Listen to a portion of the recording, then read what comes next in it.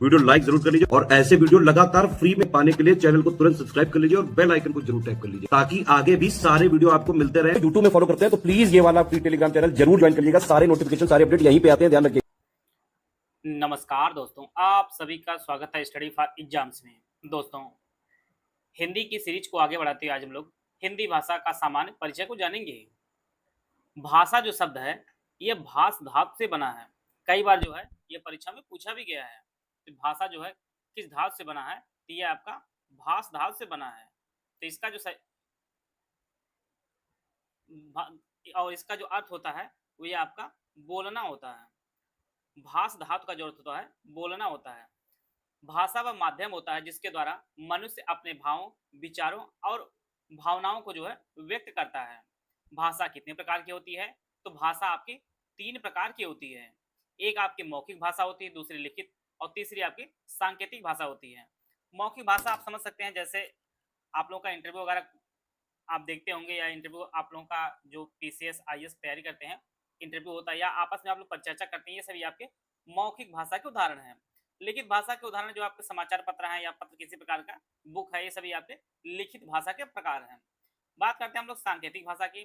तो जैसे जो लोग क्रिकेट वगैरह देखते हैं, अंपायर उंगली उठा देते हैं, विकेट हो जाता है, दायां हाथ फैला देते हैं तो नो बॉल हो जाती है, दोनों हाथ फैला देते हैं तो वाइड हो जाती है। तो इसी प्रकार से ट्रैफिक पुलिस में भी आप देखते हैं, ट्रैफिक पुलिस भी संकेत देते हैं, सीटी संकेत देते हैं, हाथ संकेत देते हैं, ये सभी आपके सांकेतिक भाषा है। तो मौखिक भाषा आपका इंटरव्यू वगैरह हुआ, लिखित भाषा आपका समाचार पत्र, ये सभी हुए, और सांकेत जो अंपायर ट्रैफिक पुलिस करते हैं, ये सभी आपके सांकेतिक भाषा के अंतर्गत आते हैं। अब बात कर लेते हैं वर्ण क्या होता है। ध्वनि के लिखित रूप को जो है वर्ण कहा जाता है, और वर्णों को लिखने के लिए जिन चिन्हों का आवश्यकता हमें पड़ती है उन्हें लिपि चिन्ह कहते हैं। अर्थात ध्वनि के लिपि चिन्हों को ही वर्ण कहा जाता है। भाषा निर्माण की इकाइयों का सही क्रम आप जान लीजिए, कई बार परीक्षा में पूछा जाता है। सबसे पहले आता है आपका ध्वनि आती है, ध्वनि के बाद आपका वर्ण आता है, वर्ण के बाद शब्द आता है, शब्द जो के बाद आपका पद आता है, और सबसे बड़ा आपका वाक्य होता है। तो ध्वनि, वर्ण, शब्द, पद और वाक्य, यह जो है भाषा निर्माण की इकाइयों का जो आपका सही क्रम है। शब्द किसे कहा जाता है? वर्णों का जो सार्थक क्रम क्रम जो निश्चित अर्थ दे उसे शब्द कहते हैं, और इसे भाषा की जो है लघुत्तम सार्थक इकाई के नाम से भी जाना जाता है। तो वर्णों का जो सार्थक क्रम हो जो निश्चित अर्थ दे उसे जो है शब्द कहते हैं। इसे भाषा की जो है लघुत्तम सार्थक इकाई कहते हैं। जैसे कमल वर्ण हुआ, शब्द हुआ, नयन शब्द हुआ, ये सभी आपके शब्द हैं। पद किसे कहा जाता है? सार्थक वर्ण समूह शब्द कहलाता है। सार्थक वर्ण समूह शब्द कहलाता है, और जब शब्द वाक्य में प्रयुक्त होता है तब इसे जो है पद कहते हैं, उसी को ही पद कहा जाता है।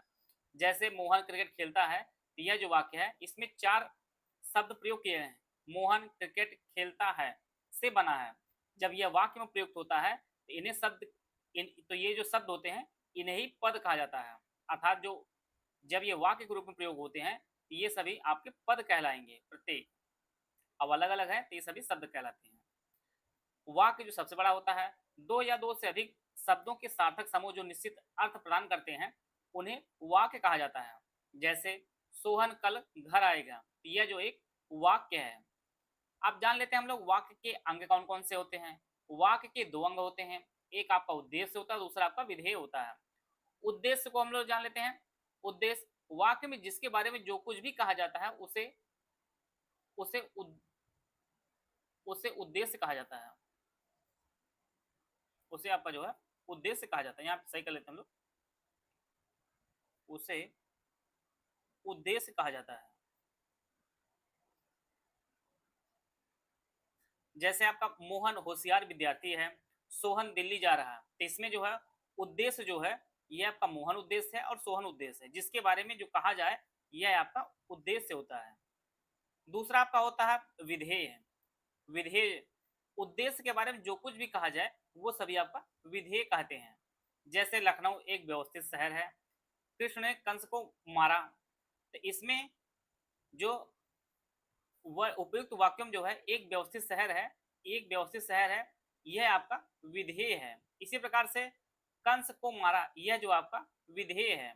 अगर सीधे प्रश्न पूछता है इसमें से कि लखनऊ एक व्यवस्थित शहर में विधेय कौन है, तो विधेय आपका एक व्यवस्थित शहर है। अगर इसमें उद्देश्य पूछता तो लखनऊ उद्देश्य हो जाता। इसमें आपका कृष्ण जो आपका उद्देश्य है और कंस को मारा ये आपका विधेय है, ये आपका विधेय है। अब हम लोग आगे देखते हैं भाषा का विकास। हिंदी भाषा का जो प्रादुर्भाव हुआ था ये आपका 1000 ईस्वी के आसपास जो है इसका प्रादुर्भाव माना जाता है। और यह जो है भारोपी परिवार की भाषा है। परीक्षा में सीधे पूछेगा हिंदी किस परिवार की भाषा है, तो ये आपके भारोपी परिवार की भाषा है। हिंदी जो शब्द है वास्तव ये आपका जो है फारसी भाषा का शब्द है। हिंदी जो खुद जो शब्द होता है, यह जो हिंदी लिखा हुआ है यह खुद फारसी भाषा का शब्द है। और हिंदी शब्द का जो जन्म है ये संस्कृत भाषा के सिंध शब्द से हुआ है। और इसका प्रयोग जो सर्वप्रथम जो है ईरानियों ने किया है।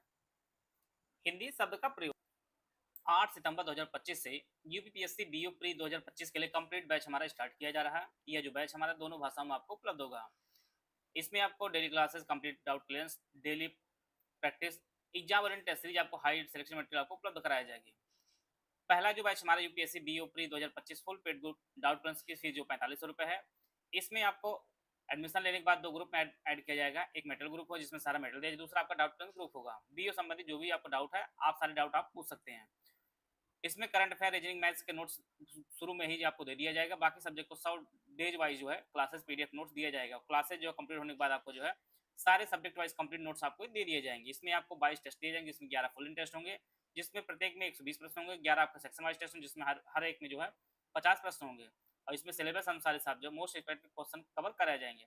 सिलेबस में दिए गए सभी जो टॉपिक्स हैं उसके मोस्ट इफेक्टिव क्वेश्चन की जो है टेस्ट सीरीज और पेड क्विज ग्रुप में जो कवर कराया जाएगा। दूसरा जो ग्रुप हमारा है full paid group without doubt clearance के ग्रुप, इसकी फीस 3500 रुपये है। और इस ग्रुप में ऊपर दिए गए सारे फीचर दिए हैं, लेकिन आपको डाउट क्लियरेंस नहीं मिलेगा।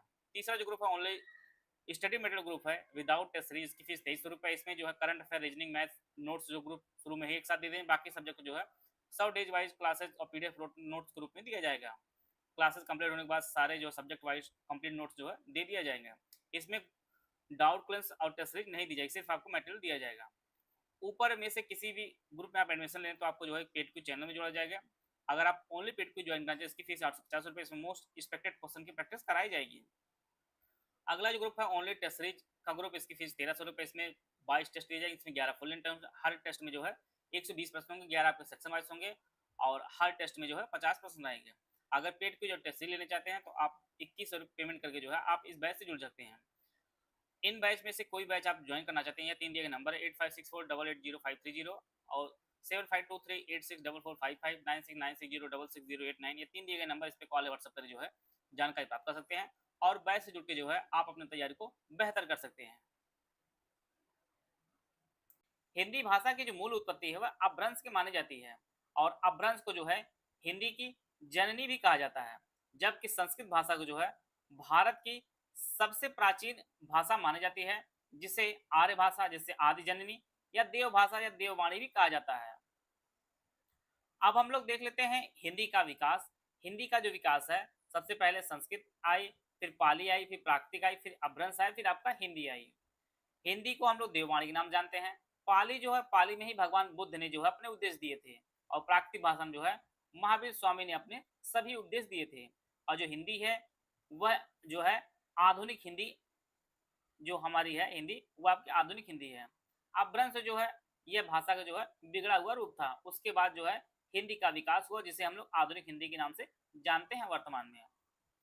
विश्व में सबसे ज्यादा बोली जाने वाली भाषा को हम लोग देखते हैं तो विश्व में सबसे ज्यादा बोली जाने वाली भाषा में जो हिंदी के जो स्थान है वो विश्व में तीसरा स्थान है। सबसे ज्यादा बोली जाने वाली भाषा आपकी अंग्रेजी है जो पूरे विश्व स्तर बोली जाती है। मंदारिन जो भाषा है ये चीन की भाषा है, यह जो चीन में बोली जाती है और चीन की जो भाषा मंदारिन है यह पूरी दुनिया में दूसरी सबसे ज्यादा बोली जाने वाली भाषा है और तीसरी सबसे ज्यादा दुनिया में बोली जाने वाली भाषा आपकी हिंदी है। अब बात करते हैं हम लोग राजभाषा के बारे में। राजभाषा का जो अर्थ होता है वह राजकाज की भाषा अर्थात राज्य या प्रशासन की जो भाषा होती है उसे राजभाषा कहा जाता है। और 14 सितंबर यह डेट याद कर लीजिए, 14 सितंबर 1949 को जो है हिंदी को संविधान सभा द्वारा भारत की राजभाषा जो है घोषित किया गया था। और यही कारण है कि जो है प्रत्येक वर्ष 14 सितंबर को जो है हिंदी दिवस मनाया जाता है और यह दिवस परीक्षा जिससे इम्पोर्टेंट भी है, आपके बार बार परीक्षा में पूछता रहता है। और 26 जनवरी 1950 को जो है हिंदी को भारत की राजभाषा के रूप में संवैधानिक मान्यता जो है प्रदान कर दी गई थी 26 जनवरी 1950 को।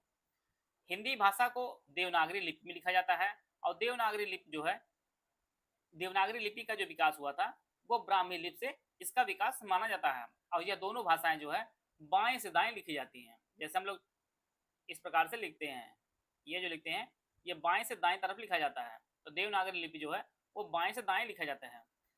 संविधान में भाषा संबंधी जो भी प्रावधान उसको हम लोग देख लेते हैं। संविधान के अनुच्छेद 343(1) में जो है कहा गया है कि संघ भारत की राजभाषा जो है हिंदी और इसकी जो लिपि है वो देवनागरी है। तो हिंदी की जो लिपि है वो आपकी देवनागरी है। और भारतीय संविधान के भाग 17 में जो है अनुच्छेद 343 से 351 में जो है राजभाषा का जो है उल्लेख किया गया है। और इसी प्रकार से अनुसूची 8 जो भाषा संबंधित है जिसमें 22 भाषाओं का जो है उल्लेख किया गया है।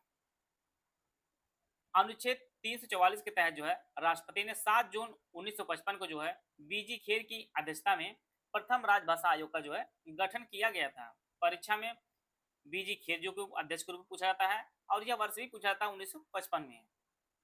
और आर्टिकल 351 में जो है हिंदी भाषा के विकास के जो है निर्देश दिए गए हैं।